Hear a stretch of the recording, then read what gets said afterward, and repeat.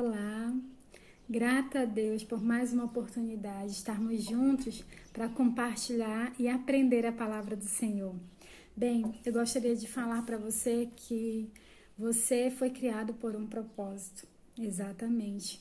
A sua vida aqui na terra não é em vão, ela tem um propósito e Deus quer que você conheça o propósito dele para a sua vida.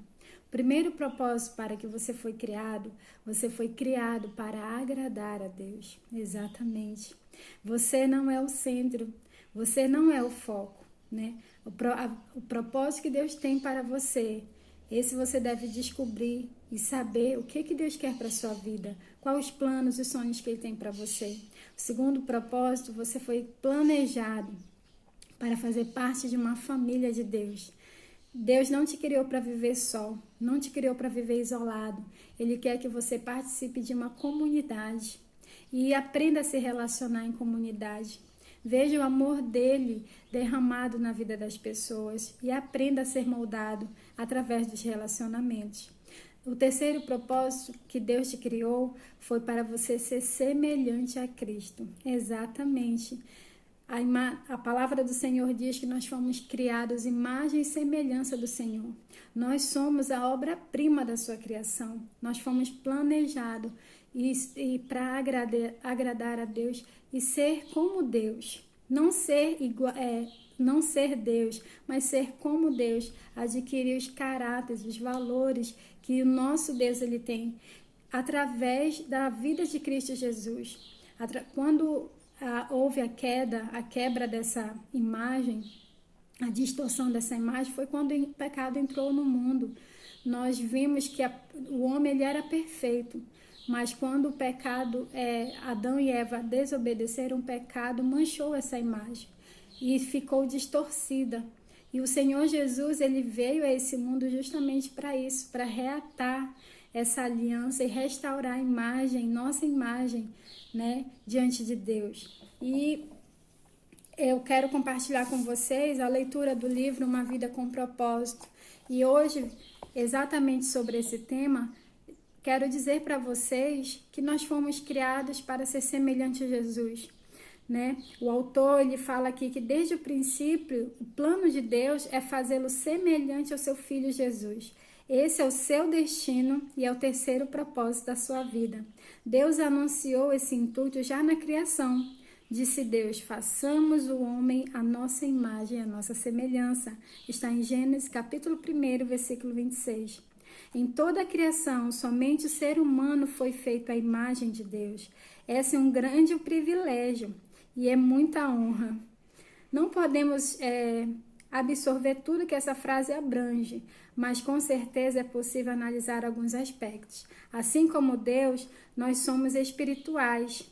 Nosso espírito é imortal e sobreviverá ao nosso corpo terreno. Nós somos intelectuais, podemos pensar, ponderar, solucionar problemas.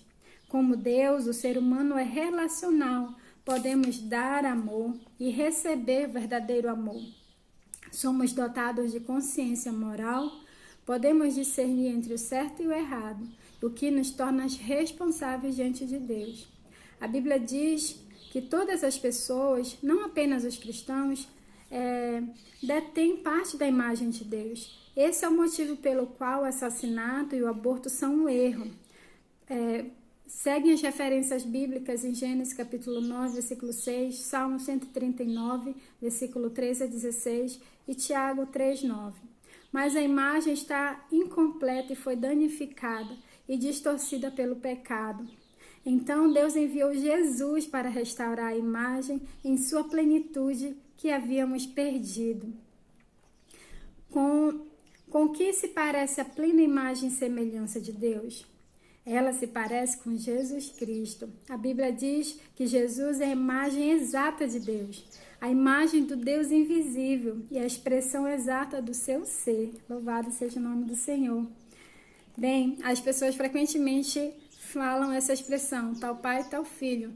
Quer dizer que o pai, como o pai né, todas as características, tanto física, né, como a personalidade de pai, ela é projetada no filho, né? O filho ele se vê no pai, as atitudes dos filhos, a gente vê no que os pais são. Dessa forma, é Jesus. Quando Jesus ele veio para cá, para a terra, ele veio nos mostrar como é o Pai, né? Como é esse Deus maravilhoso que nós servimos. E ele quis exatamente restaurar essa imagem. O desejo de ser divino, né? Ser imagem e semelhança de Deus não significa que nós seremos deuses. Não, negativo. E sim, como eu já havia falado, adquirir os valores, o caráter, as qualidades de Deus. Bem, aqui o autor fala, o desejo de ser divino manifesta-se toda vez que tentamos controlar as circunstâncias, o futuro e as pessoas ao redor. Na condição de criaturas, porém jamais seremos o Criador.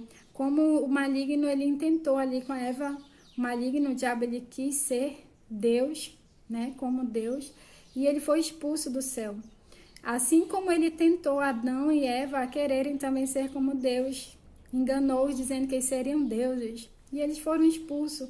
Então, toda vez que a gente quer tomar conta da nossa vida, quer decidir, a gente quer ser um Deus. E não é isso que Deus ele preparou para nós.